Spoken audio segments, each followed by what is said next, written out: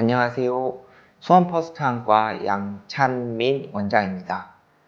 오늘은 진료실에서 많이 물어보시는 질문들 중 몇 가지 알아보겠습니다.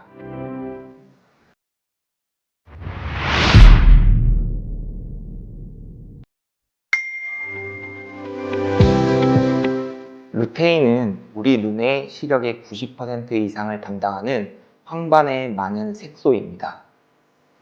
루테인은 항산화 효과와 블루라이트 필터 역할을 한다고도 알려져 있습니다. 일상생활에서는 녹황색 채소를 통해서 섭취할 수 있습니다. 황반변성이라는 질환이 알려지고 루테인이 각광을 받고 있으나 노안 예방, 황반변성 예방, 안구건조증을 예방하는 과대 광고가 많이 눈에 띄고 있습니다.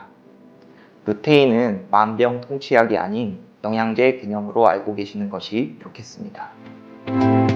황반변성의 경과와 위험인자, 그리고 루테인을 포함한 영양제를 대규모로 연구한 미국의 아레즈2 스터디에서 아레즈2 포뮬러, 즉 루테인을 포함한 영양제의 복용에 있어 다음과 같은 결론을 내놓았습니다.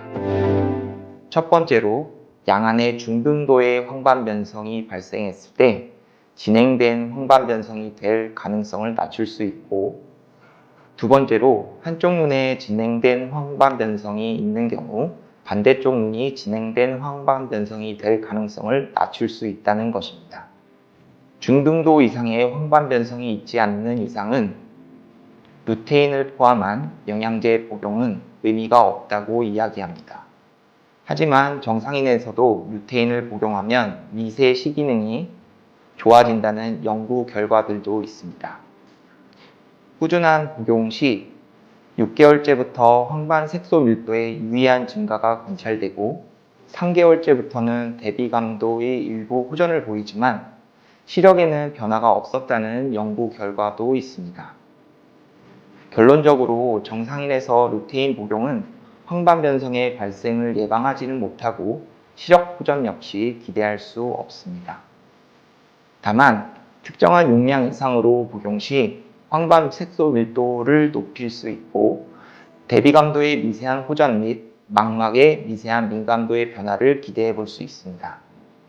이렇게 표현하면 이해하기가 쉬우실 텐데요. 황반 색소 수치가 정상의 10%인 사람에서 루테인을 복용하여 정상의 1% 수준의 색소 밀도 향상이 있을 경우 증상의 호전이 뚜렷할 수 있을 것입니다. 하지만 이미 100%에 가까운 색소 밀도를 가지고 있는 사람에서 1%의 증가는 상대적으로 미미할 수 있어 증상 호전을 뚜렷하게 느끼기는 힘들 것입니다. 정상에서 기대할 수 있는 효과는 실제 생활에서는 체감하기 힘들 수 있으나 그럼에도 불구하고 이러한 이득을 얻고자 한다면 고용량을 복용하는 것이 좋을 것입니다.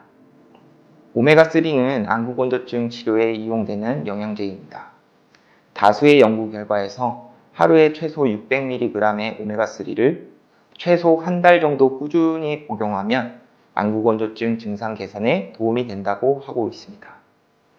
안구건조증으로 많이 불편하신 분들은 적절한 안약 사용뿐만 아니라 한 달 정도라도 DHA, EPA가 600mg 이상 함유된 오메가3를 꾸준히 복용해 보시는 것도 좋겠습니다.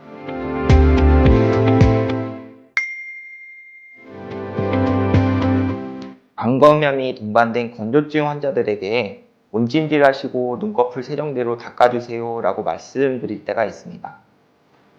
이때 환자분들이 어떻게 해야 하는지 많이 물으시는데요. 우선 온찜질을 하는 이유를 알아보면 눈꺼풀에 있는 마이봉샘에서 눈물층의 가장 바깥쪽을 둘러싸는 지방층을 분비합니다.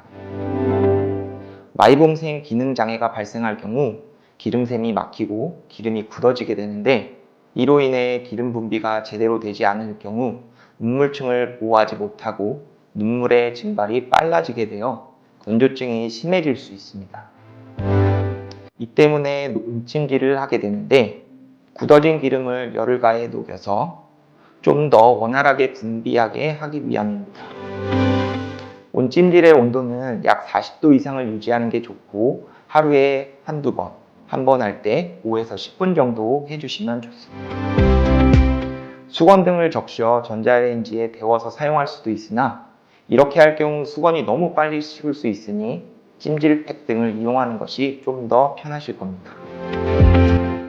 이렇게 찜질을 하고 난 뒤에는 눈꺼풀 세정제를 사용해 주시면 좋은데, 이는 마이봄샘의 입구를 막고 있는 분비물 및 세균들을 제거해 줘서 정상적인 기름 분비가 이루어질 수 있도록 도와줍니다. 온찜질 후에는 눈꺼풀 세정액을 멸균솜 혹은 면봉 등에 묻혀서 양쪽 눈 위아래 속눈썹 주변을 닦아주면 됩니다. 닦을 때는 눈을 너무 크게 뜨고 할 경우 세척액이 눈에 들어가 자극감을 줄 수 있으므로 눈을 거의 감은 상태에서 코 쪽에서 귀 쪽 방향으로 닦아주시고 마지막으로 위에서 아래로 쓸듯이 닦아주시면 되겠습니다. 지금까지 말씀드린 내용이 유익하셨다면 구독과 좋아요 부탁드립니다. 감사합니다.